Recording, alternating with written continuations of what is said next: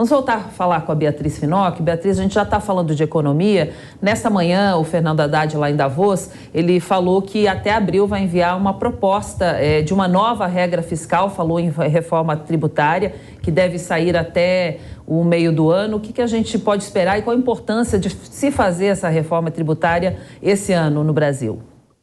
A reforma tributária ela já era urgente desde que a gente teve o governo do presidente Jair Bolsonaro. Ela já era uma pauta, uma das prioridades, inclusive, do Paulo Guedes, e que não conseguiu acontecer justamente por conta do cenário que aconteceu a pandemia.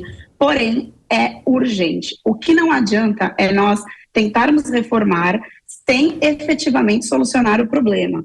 Nossa carga tributária é alta, efetivamente alta. Entretanto, o grande problema é a complexidade, que gera muito litígio e, consequentemente, mais gastos. O que eu vejo hoje como essa necessidade urgente é justamente de trazer mais acesso a produtos essenciais que toda a população precisa. E agora que a gente acabou de observar o aumento desses produtos, eu fico pensando como que vai acontecer essa reforma tributária se a gente pensa, inclusive, em voltar à incidência de tributos federais no combustível. E aí, como é que vai ficar toda essa cadeia que necessita de suprimentos? O supermercado vai aumentar mais ainda os produtos e pensando numa reforma tributária, mas se fala em incidência novamente de tributação sobre o combustível, por exemplo. Então, quando que a gente vai alcançar essa justiça social? Precisa ter uma reforma pautada em justiça social, em menos desigualdade e em tributação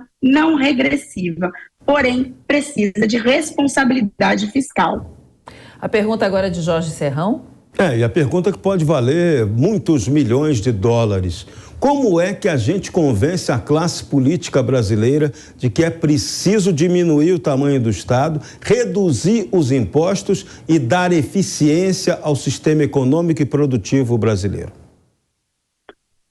Exatamente. Como que a gente convence, primeiramente, a população de que um Estado que sem intervenção total na economia é sim uma solução para que tenhamos menos desigualdade social, além da desigualdade, menos tributação, mais acesso a produtos essenciais.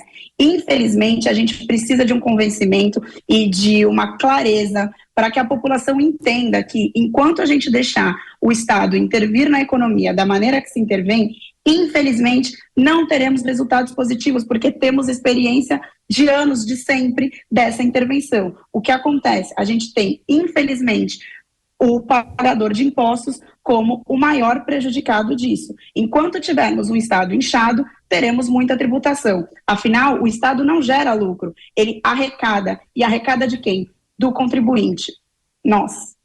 Bom, falando em Estado inchado, Bia, o Tarcísio Gomes de Freitas, o governador de São Paulo, a Bia trouxe a informação mais cedo de que ele pretende privatizar a Sabesp.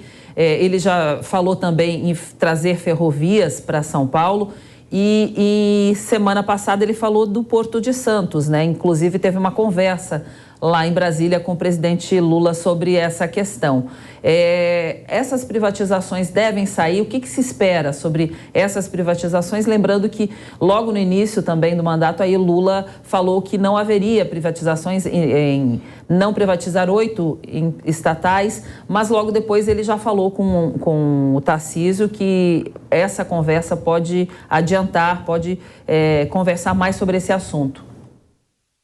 Com certeza, é o que eu digo. Infelizmente, a política sempre vai ter muita intervenção em assuntos econômicos e a gente conta, sim, com a expertise do Tarcísio com relação ao Lula para que ele possa, sim, conversar e trazer na pauta, exemplo, a privatização da Sabesp, que nós sabemos que é algo urgente e necessário para que a gente tenha aí serviços de mais eficiência e qualidade e que principalmente o contribuinte tenha, enfim, a contraprestação estatal, que é justamente da Sabesp, por exemplo, numa privatização, no momento que a gente consegue a privatização, a gente tem melhor gerenciamento e com certeza o lucro e, consequentemente, mais emprego e tudo aquilo que a gente sabe que a privatização traz de benefícios para a população. Então, eu acho que é algo que depende demais da expertise e da excelência política que é o nosso governador nesse sentido de diálogo e negociação.